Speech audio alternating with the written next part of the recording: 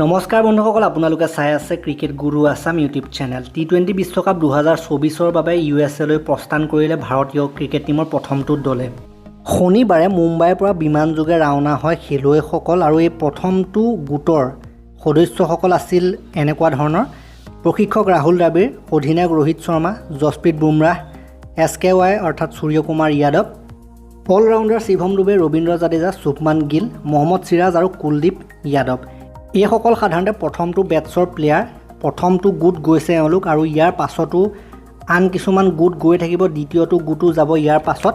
আৰু যিহেতু ৰাজস্থান ৰয়েলছৰ প্লেয়াৰসকলে IPLৰ পৰা জাষ্ট খেলি ওলাইছেহে, তেওঁলোক হাৰি বাহিৰ হৈছিলে, গতিকে তেওঁলোক অলপ দেৰিকৈ যাব। ৰাজস্থান ৰয়েলছৰ যদি আমি কথা ক'বলৈ যাওঁ, সঞ্জু চেমছন হওক, য়শস্বী জয়ছোৱাল হওক, যুজবেন্দ্ৰ চাহল আৰু আভেশ খান হওক, এওঁলোক সাধাৰণতে দ্বিতীয়টো গোটৰ লগত যাব। ছেকেণ্ড যিটো গোট যাব সেইটোৰ লগত তেওঁলোক যাব।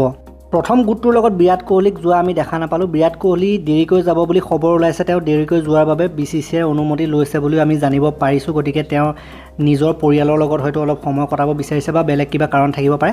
হাৰ্দিক পাণ্ডিয়াৰ কথা ক'বলৈ গ'লে, হাৰ্দিক পাণ্ডিয়া লণ্ডনত প্ৰেক্টিছ কৰিবলৈ গৈছে। তেওঁ তাৰ পৰা চিধাই আমেৰিকালৈ যাব, অকলেই যাব। গতিকে গোটেই টীমটো প্ৰায় ৰিলিজ হৈছে। IPLৰ যদি কথা ক'বলৈ যাওঁ, ফাইনেলখন শেষ হ'বলৈ বেছি সময় বাকী নাই। গতিকে ফাইনেলৰ আৰু এজন প্লেয়াৰে বাকী থাকিলে, KKRৰ ৰিংকু সিং।